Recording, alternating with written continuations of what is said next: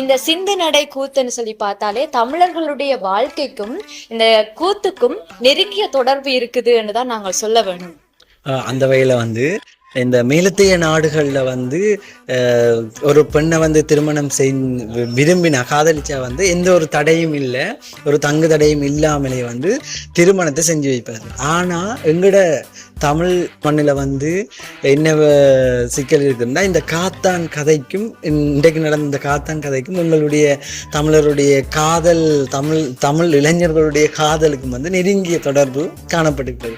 எப்படி என்றால் ஒவ்வொரு தங்கு தடையாக சொல்லி கொண்டிருப்பார்கள். முதல் சொல்லுவார்கள், நீ ஏஎல் படிக்கிறாய், ஏஎல் படித்து கேம்பஸுக்கு போன பிறகு நீ கல்யாணம் செய்யலாம்னு சொல்லுவாங்க. அதுக்கு பிறகு கேம்பஸ் இல்லை படித்து கொண்டிருக்க, நீ இப்போ கேம்பஸ் படித்து கொண்டிருக்கிற, ஒரு வேலை ஒன்று வந்தா பிறகு நீ திருமணம் செய்யலாம்னு சொல்லுவாங்க.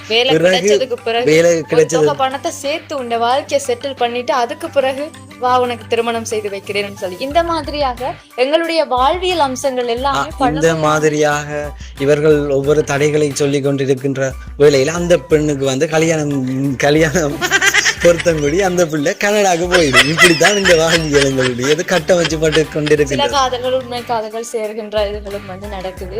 அந்த மாதிரி எங்களுடைய பழமையான வழக்காறுகள் எல்லாம் இந்த கூத்து காலத்தில் இருந்து கொண்டு வரப்பட்டிருக்கிறது. அந்த மாதிரியான ஒரு பழமையான விடயத்தை இந்த அரங்கத்திலே இன்றைக்கு கொண்டு வந்ததையிட்டு நாங்கள் அதற்கு உறுதுணையாக இருந்த ஆசிரியர்கள் சரி, விரிவுரையாளர்கள் சரி, எல்லாருக்கும் மனமார்ந்த நன்றிகளை தெரிவித்துக் கொள்கிறோம்.